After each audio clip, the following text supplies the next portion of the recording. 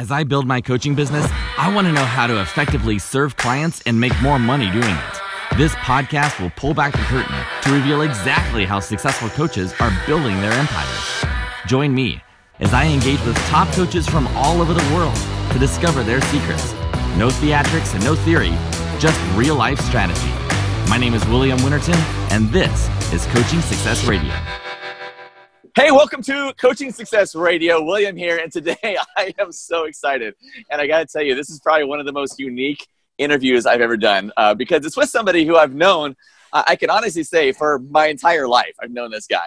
And in that time, I don't know, the number of times I've met him were probably all before I was 20 years old and all, about 3 feet tall or something like that. But this guy is phenomenal. His name is Mitch Aunger, and Mitch is he's a very unique niche that he's got himself into, which I love. Mitch in a great niche. I think it's fantastic. And he is, well, I'm going to let him kind of hear from you a little bit about it. But one of the things that's special about this is that he is kind of a multifaceted coach, and he's a done-for-you service, and he's kind of all these pieces rolled into one, an expert in his field, but also still on the journey as a coach, trying to learn and develop and really find his spot. So it's really a great little conversation I'm looking forward to. Mitch, I am super excited to have you here, my friend.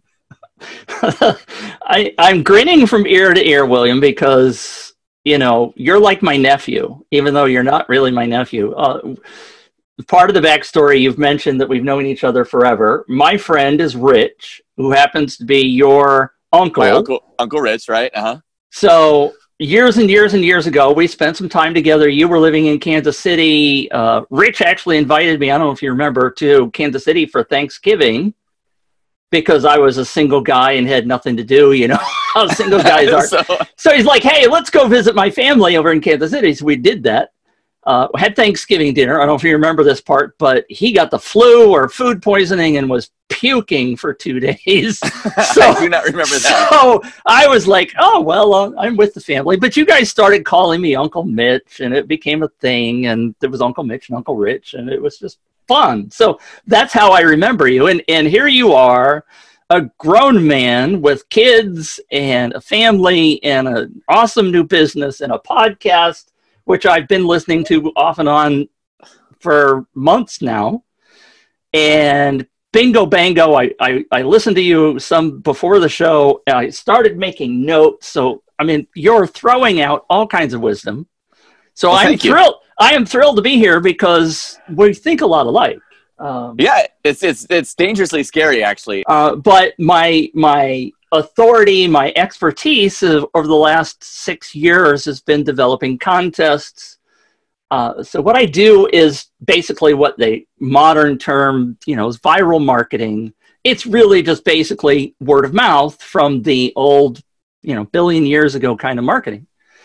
But everybody's familiar with what a contest is theoretically, but they don't really think that it applies to their business. Now, I know you're talking to coaches all the time, and I have dealt with a couple of coaches in terms of doing contests, and it's a little bit tricky, but many of the things that I was making notes from listening to your webinar, which is awesome. But, in defining what pain points are. So I'm jumping ahead. You're doing great. I will rein you in. But the idea of running a contest for your business is that you're going to grow your list. Now, you could use your Facebook Messenger. You could use text. You could do your email. Primarily, we talk about doing an email list, right? Your email list is your number one asset. Most people today have gotten so distracted with the squirrel that they think Facebook is the thing and social media is the thing. Whereas if you look at the statistics, and I know people will be shocked by this, but email sells 40 times more than Facebook, Pinterest, everything else.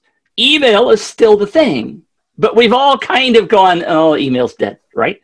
It's not dead. In fact, it's still a cash machine, and you ought to be doing it in your business. The other thing coaches, I think, probably don't pay attention to is referrals, people that you've already worked with. Now, what we're doing in the contest world, just to give you the quickie overview, everybody I think is familiar with a fishbowl, right? You go to a restaurant at the cash register, there's a fishbowl, drop your business card or fill out a form and win a free dinner next week or whatever. Typical contest, right? Win a new phone, iPhone or Motorola or whatever in the modern world. But what we're doing with the technology today is we're actually asking people to not only enter, but to get your friends to enter. So there's this social media aspect, this referral aspect of bringing in people that you wouldn't normally be exposed to because other people recommend you. And what does that do? That brings along some authority, right? You go to Amazon to buy a product. What is the first thing you and I do? Scroll down to the bottom to look at those reviews, right? Hey, what did Joe say? You don't know who Joe is, but you're still looking for a recommendation, a referral. And so if William, you bring people into your business, and let's say over the span of a year, you get 10 clients, assuming you treat them well and they like what you do, right?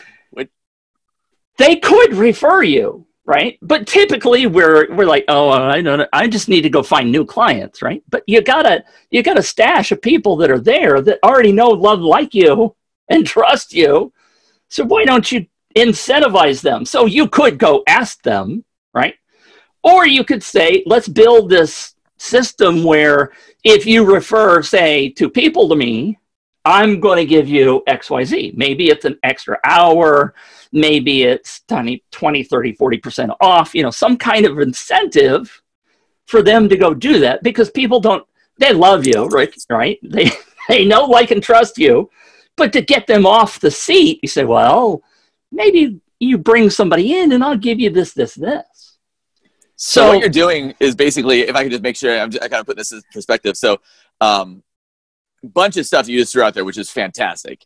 Social media is incredibly powerful, and in the right way, it is incredibly useful to bring people in and ultimately into your email list, right? It's like it's gathering that data. But to live in the social media world and only exclusively do social media, you're leaving a lot on the table. Is the first big thing, and you're not the first person.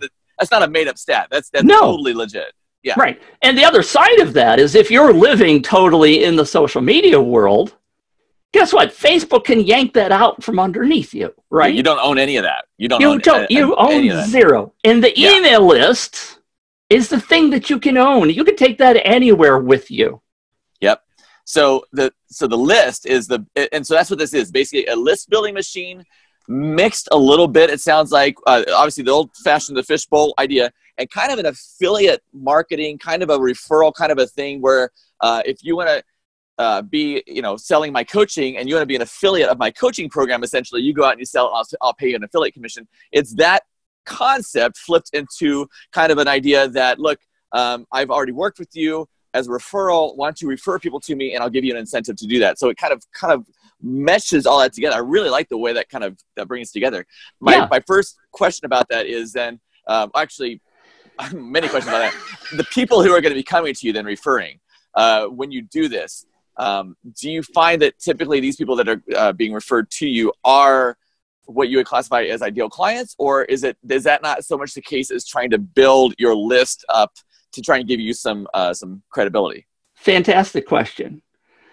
Depending upon what you're doing and how you're doing it, and that's the entire expertise that I've been developing, right?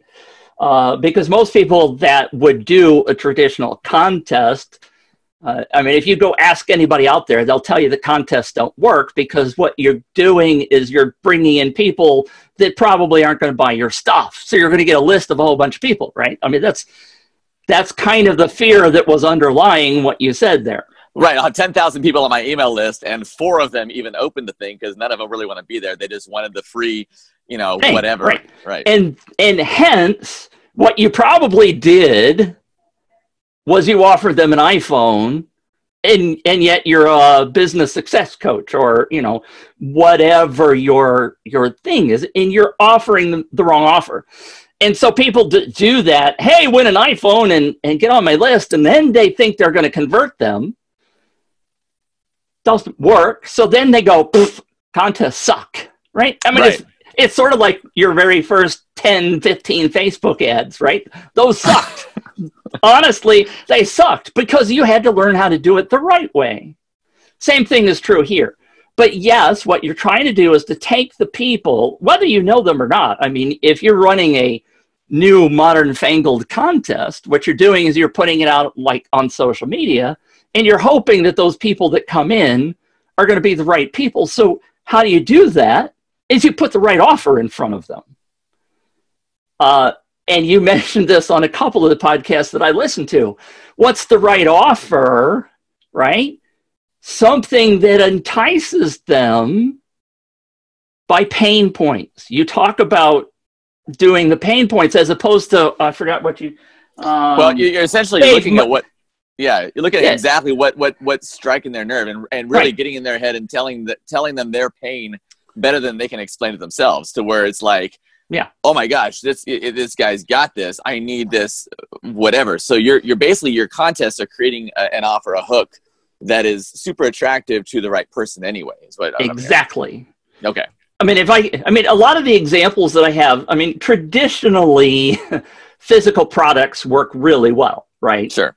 I had a woman who was in the horse business, right? She has a website that markets to horse owners, and she's advertising services and all kinds of stuff. And she said, Mitch, let me offer an Amazon gift card for $200. And I said, whoa. Okay. Good. That's bad joke. But now I remember Uncle Mitch. It's like Thanksgiving all over again. Okay, no, go ahead. Thank you. Bad jokes all over. But so what we ended up doing was crafting an offer such that what she offered was a $200 gift certificate to your local tack and feed shop. Obviously, you and I would not enter that campaign. We wouldn't, because you get to the campaign, it says, what's the name of your local tack and feed shop? I mean, that's part of the entry form itself. And you would go, I don't know, I'm out of here. So in doing that, there's multiple things that she's doing there, but she's focusing the offer on exactly the people she wanted. And she got 623 leads. Now, that doesn't sound like something that's viral marketing, right? Because we think of viral marketing as 10,000 or 100,000 or whatever. But she got 623 people who were absolutely interested in horses. Targeted leads, that's a big number. Exactly. Targeted leads in one campaign, that's phenomenal, yes. I think. In 3 weeks. Yeah, there's nothing wrong with that at all. Right. Absolutely, yeah. So bless your heart, because you get that. I mean, I hear some people go, well, 623 leads, that's nothing. Yeah. But you can get a Fiverr and buy 10,000 leads. I mean, holy crap. Right. I get leads all day long, but who wants to do it? So just to make sure people are grabbing this, and I hope you're understanding this as you're watching this and listening to this, it's not a numbers game in this market. It's really not a matter of how many people can I get, how big of a following can I get. You don't need to be a freaking Kardashian and be like, oh, I got these people. You can literally be somebody with, I think it was, I heard it was, oh gosh, you need 100 people? Is it 100 or 1,000? Like 100 truly devoted fans, like who are diehard, hardcore fans of what you're doing, and you'll never have to work again in your life. If you have 100 people who love what you do and everything you put out, they're like, I got to have that. You're going to be set. So if you get 600 people who are leads, who are targeted, who maybe don't buy everything you have, but they get it and they're on board and they're going, if you convert a percentage of that, I mean, 10% of that's awesome. Yes, exactly. Bless your heart. I love that you get that. Yeah, it's a huge deal. So, so where did this whole idea of the creating this contest, where did this stem from? I know you've been doing this for a while. I know you've been in this game for quite a while, but how did the light bulb hit you? Go, you know what? I'm going to take this idea that's kind of already out there, and I'm going to just kind of blow this thing up. It frankly hit me in the head, and I fought it for a long time. The life that I had before being the giveaway guy was that I was running a website that is in photography and video. So I had a website. My whole goal was to get advertisers on the sidebar who paid me money. And I had an advertising manager who was bringing those people in. And one day he said, well, why don't you offer as a service to give away these guys' products, right? Give away a tripod, camera, whatever. and that will help them stay as an advertiser. So I ran a giveaway for somebody. I found a tool that would help me do that. And I did it because the advertiser was paying me already. I didn't charge them any extra. And my advertising manager, I still laugh about this because he was like, Mitch, because we did 3 or 4 of them. They worked really well. We gave the advertiser a stack of leads, right? I ended up talking to somebody that was in the same niche, and they ran an ad in a magazine, a cinematography magazine, and did a giveaway through them. And you know those little paper flyers, right? They paid the magazine $5,000, and the magazine sent out the flyers. And I said, "All right, so how many leads did you get out of that?" And they said 1, because the magazine took threw them away, picked a winner out of that, and said, "You're the winner." And so they paid $5,000 and got 0 leads. Right? Yeah. That's so insane. I said, so anyway, my marketing guy says, Mitch, you ought to be charging for that service. I was like, no, what's the value of a lead? Because I didn't know. Now I know, right? And he says, Mitch, people are paying anywhere on Facebook from $3 to $10 for a lead. I'm like, oh, I could do it cheaper than that. I mean, the contest I just did for this company, I brought in 5,000 leads and I didn't even charge them. And I handed them a list of 5,000 people that are interested in their product. He's like, Mitch, you ought to be charging for this. So once I got the education, I mean, it's the kind of thing that most people don't really grasp. I mean, there's an easy figure, if I can throw this figure out. The marketing industry says that an email address on your email list, if you're properly nurturing your email and not just selling them every day, all day, talking to them, building a relationship, a single email should be worth $1 per month. So if you have 1,000 people on your email list, that's $1,000 in income you should be earning from your list. Multiply that by 12 months, that's $12,000 revenue off your email list. So let's say you run a contest and you get 1,000 people on your email list this month. That's $1,000 in your pocket. Next month, you run another contest. You get another 1,000 leads, right? Hopefully more as you start growing. That's $2,000 every month. So it starts really adding up really fast when you're doing this. And everybody's struggling to get leads, and they're like, oh, how do I find them clients and blah, blah, blah. And again, coaches don't necessarily want thousands of leads. So it's not necessarily about, again, volume, but you're bringing in new people and you're putting yourself in an opportunity. And if you're only doing, live coaching, you can only serve X number of clients a month or whatever. But if you had some coaching that was maybe recorded and wanted to turn that into a class that you charged $1,000 for, now you have a list of people that you can potentially sell that to while you're doing the coaching face to face. And now you got a whole nother extension of your business that you didn't have before, right? So exactly. So go ahead. The power of a lead and what you're talking about, again, when you're talking about leads, and I want to be real clear for our audience, we're talking about qualified people. We're not talking about numbers in terms of people who just, like I said, you can just go on to Fiverr and for $20 you can buy 1,000 leads from somebody.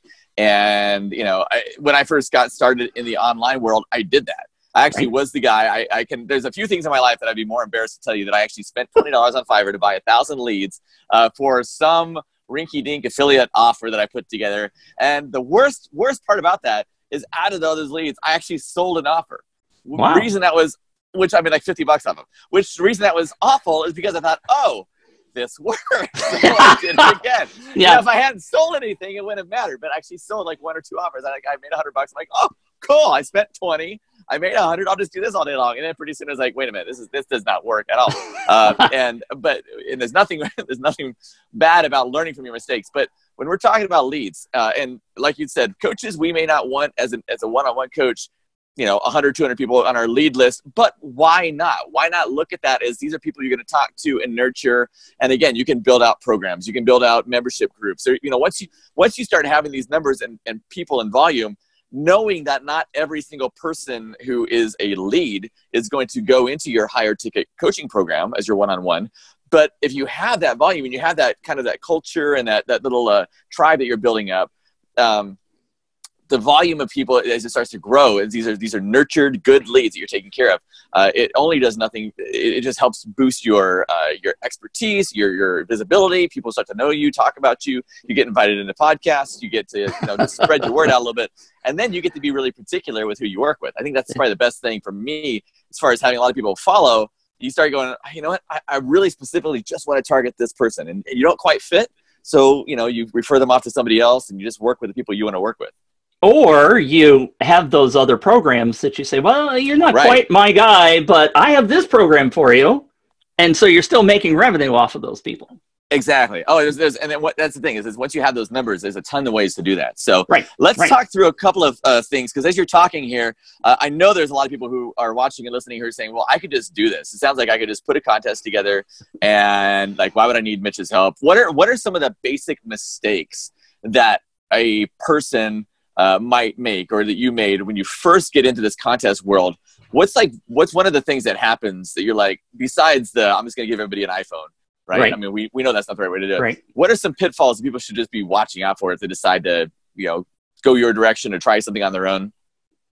I am grinning from ear to ear because you're asking the right freaking question. Bless your heart. And we didn't even plan all that, right? We didn't. I mean, 30 years ago when we first, but no, go ahead.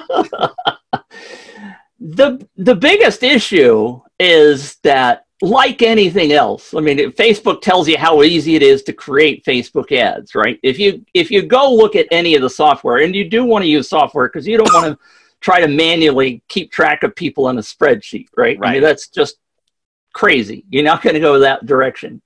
Even if you're getting small numbers, you don't want to go that way.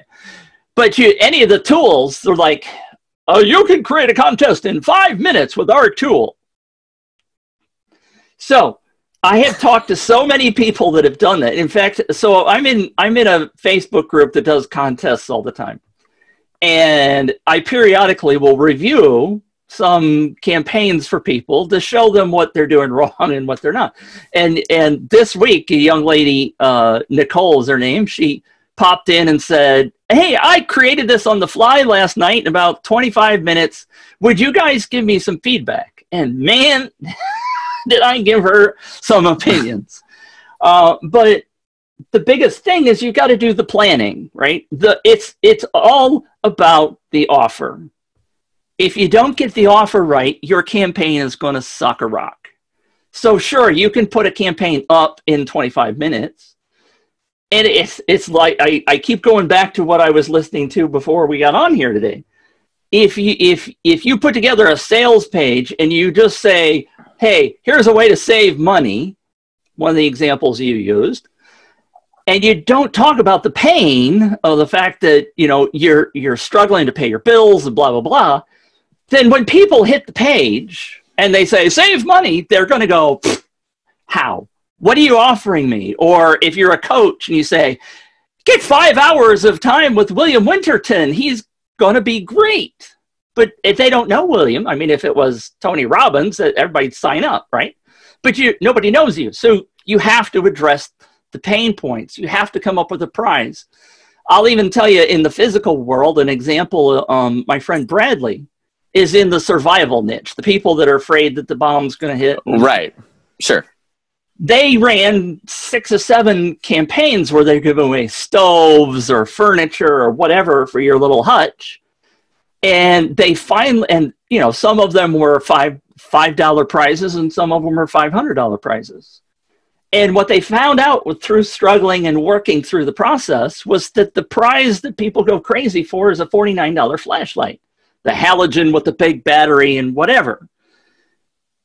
But if they had gone with their first prize, the first time they ran a campaign and they said, I don't remember what it was, a stove or whatever, and people went, okay, that's kind of interesting, but you gotta plan the campaign. You gotta think about what really floats their boat, and it's got to be the right offer, especially if you're going to be asking people to refer their friends. Because if you go back to the fishbowl analogy, when you put your business card in there, do you go home or back to the office and go, well, hey, go down here to Wendy's. They're giving away a meal. No. Why don't you go do that? It's just not. Yeah, it's just not. It's not attractive. It's not, and who cares? Well, but you also want to be the only business card in the bowl. I see where you're going. Yeah, I'm with you. So you're not going to tell your friends, right? So if you're doing referral part of the process, I got you. You got to break through to be able to get those people to go refer their friends. So you got to have some major incentives. So there's a lot of planning that has to go in to making a campaign work well. If you don't do the planning, it's like doing a Facebook ad where you've just thrown up a picture of Aunt Betty and has nothing to do with what your offer is. Good. That's some good stuff. It's awesome. That actually caught me. I didn't even think about that because you're right. It's a competitiveness to winning the thing, right? And a lot of us, we think about, I think one of the first things that comes to my mind when I think about, winning a contest, a very big differential between that and you're going to give away your freebie, your PDF, or even, your software like that, there is one of these things that they're trying to win. So it's a high enough value that you're not just going to give everybody, the $49 flashlight, right? Whatever. Right. But there is enough value that people do want to compete for it, as opposed to, check out my amazing infographic on how to, do real estate flipping in 5 easy steps or whatever, right? So, right. So there's some tangible value to this that lines up and aligns really well with what the people are already, you're looking for in your target. So yeah. And then, like you said, a software to kind of be able to put all that together. So you're not sitting there trying to crunch numbers and hunker over an Excel sheet to figure all this stuff out. You actually want to have something that kind of works. So there is a lot to think about. Yeah. And the third part of that, and you summarized it very well, but the third part of that is people are actually getting really cautious about their email address because they're afraid of spam, right? So they're like going, oh, this has got to be really good for me to give up my email address, right? They don't do it. I mean, lead magnets are kind of dead, the free PDF, the free graphic that you're talking about, because people are like, I'm probably not going to read it anyway, and he's just going to spam me with more stuff and blah, blah, blah. So you got to have an offer that really gets them and says, I'm willing to give up my email address for that. Right. Then that's where the contest comes in. It's something so good and so attractive. Right. You want to jump into it. Exactly. Super cool. Super cool. Is there something that I have not gone into yet with this? Because again, I'm not super familiar. I know there's 1,000 things you go on and talk about. And before the podcast, again, we talked, and you did warn me that if I let you go, that you will just run rampant for 45 minutes, and I can't let that happen. I just, I just got to keep you under control. But is there like something that is, let's put it this way. Give me some examples of some of the most powerful examples you've had of contests that have just, a business was stagnant in here and you ran something, and, kind of what does that number look like traditionally whenever you run a contest for somebody? In terms of numbers or just the actual? I'm just trying to, in terms of people who don't quite get this yet. Because I totally get it. I think that if you have a system, and it has to be done right, but if you have a way to attract ideal clients and at least get them into your list and listening to you and knowing what you're about and not just randomly signing up for something. So you get those numbers in there. What does that generally look like in terms of numbers? Like what percentage of people do you actually get to go if somebody's traditionally making 10 people a month on their list and they all of a sudden this jacks them up to 200 people or 300 people? What kind of numbers are we talking about? In general. That's in general. And that's another great question. You're full of it. I mean, them. I'm full of it. Yes. So if you have a pop-up on your website that says, hey, join my email list, traditionally, you're going to get 1% to 2% of those people to sign up.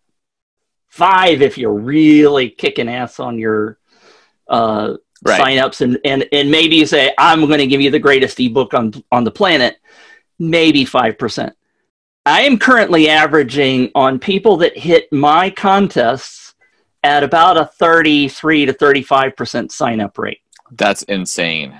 Yeah. So that in itself is crazy. Now, referrals, again, so those are people that I'm sending directly, either from my email list or Facebook or wherever I'm bringing in direct traffic. the key to all of this, the way we do it in the modern world, is to get those referrals I was talking about. I'm getting about it, and so those people are theoretically cold traffic, right? Potentially the people that I advertise to, with the direct people, are kind of considered warm, because I've given them enough information that when they hit the page, they understand what the giveaway is, and they either really decide they want to do it or they don't. But the people that are referred, the people that come in from the just wild ass sharing on Facebook or whatever, I'm still getting about a 25% average conversion rate. Now, let me give you another example, and this is kind of a plug. Totally able to do. So I have a case study. It's called the Red Thread Case Study, and it's on my website. If you go to I started to tell you my contest, or my photography video website. If you go to giveawayrocket.com/gift, then you can get to this PDF. And yes, it's a lead magnet, but I actually went through a client last night, walked him through this PDF, and he was like, oh, there is so much information in here, it's golden. But the key to her is she ran a campaign where she was giving away a $500 product. Big kind of item. And she's in the thread niche, right? Sewing and quilting and this kind of stuff. She also incentivized people to refer friends, so that if you brought one friend into the contest where they registered, she gave you a coupon for a free spool of thread off of her website, worth $5.50 and shipping, whatever. Sure. So it was costing her $7 and something cents for every person that brought in a friend, but she was willing to try that out. She also had another incentive: if you brought in 5 friends, blah, blah, blah, something else came to you. She had 1,300 people that were direct, people that she brought into the campaign herself through whatever mechanism. But she had 2,900 people that were referred leads. She paid virtually nothing for those. I mean, obviously she spent some money on them. And I actually advised her not to do it because I thought it would cost her too much. But she brought in twice as many leads of these referred cold traffic kind of people, because people said, I want that free spool of thread. So there's all kinds of incentives you can do. It doesn't have to be something that's a physical product that you give away. It could be just a discount, or it could be a $200 training course that you have, or whatever. But if you're incentivizing people the right way, you can bring in that referred traffic. And to have it be double what the direct traffic was phenomenal. And not all of my campaigns are like that. Sometimes we struggle. But then you go back and revise the offer and see what else you can do. But so that's an example, I think, of crushing it. Realistically, she brought in 4,800 leads total. But again, if that's $1 per person per month, that's a significant chunk of money that she's added to her business over the span of a year. And all of those people, because of the way we crafted it, and that's kind of a pun because it has to do with sewing and crafting. But she didn't get a whole bunch of people that are just going, oh, I want to win that main thing, and then don't, Right. These are actually people who actually want to be there. And it makes it a much more significant, really a better campaign, because it's actually intended to reach people the right way. So let's just imagine for a minute that people are watching and listening to this, and they want to reach out to you and they get started on this. So one more time, what is that place they go to? I know we'll put it in the show notes too, but where are they going to go for the? It's called, I say it so fast, Giveaway Rocket, because I had this whole planet motif from astronomy when I was a kid. Because I call myself Planet Mitch, and my previous website was Planet 5D, had to do with cameras. And so it's Giveaway Rocket, because I want to explode your list. Got it. Launch your list, whatever crazy adjective we want to use. Giveawayrocket.com/gift. There's several free resources on that page, along with a listing of all the things I provide, the services I provide. There's actually 2 demos on that page. If you want to see how a campaign works, you can actually go in and look at the lead page and the sharing page and see how we do that kind of stuff. So there's some demos there. There's several really good things there that cost you absolutely nothing. Awesome. Well, I would highly recommend, again, not just because we're almost family, but because I would say that just the amount of value. And I think it's interesting. I think you got to remember that leads are really feeding your email list is, like we said, the email list is your lifeblood, and feeding that and growing that, nurturing that, that is what's going to make or break you in the online world. Otherwise, you don't exist. If you don't have, if you have nothing more than a social media presence and you've gone huge and you've built up your MySpace account to magnificent proportions and suddenly MySpace disappears, right? Like, yeah, crap, I got to start it over again, right? So it's not worth it unless you have that list. And kind of one of the sentiments I think I'd throw back here was just that a lead that you are able to hang on to and retain is a lot less expensive than a lead you're trying to capture in the first place. So just even having that lead that you're going to grab in there, quality leads, and if you can get them cheap and good quality leads and then retain those, like you said, tons of future value in your business. And again, just going to keep building up your tribe and building up your expertise. And it's just, it's all sorts of good stuff. So highly encourage you to go ahead and check out the website, go get the free gift, and go check out all the content that's available on there as well. And check out Mitch and see what he's up to. And I'm sure he'll take a message from you on Facebook or email or all sorts of stuff. So we got all the links down there below for you to check out. But man, I want to just tell you on a personal note, it's been a blast. It's been so much fun. Get it! Giveaway rocket. He said a blast. Oh crap! Way to go, William. Yeah, that's right. Yeah, but it's been awkward, but very good. No, it's been very good. Super excited, and seriously, a ton of value. So thank you so much for taking the time out and jumping onto the show. Well, thanks for having me, and I've had a blast. I'm gonna have to write that one down. Yeah, now I've done it. Now I've created a monster. Holy cow! Thanks a lot. Wow, that was awesome. Thank you so much for tuning in and checking us out. New episodes are coming out every few days, including lots of conversations with massively successful coaches sharing their secrets with you. So be sure to subscribe to our podcast and YouTube channel so that you don't miss out. And if you're looking for a way to start making serious money from your coaching, you need to check out my free training. It's at williamwinterton.com. I lay out the step-by-step on how to start making 5 figures a month in the next 60 days. Check it out, williamwinterton.com. I'll see you next time.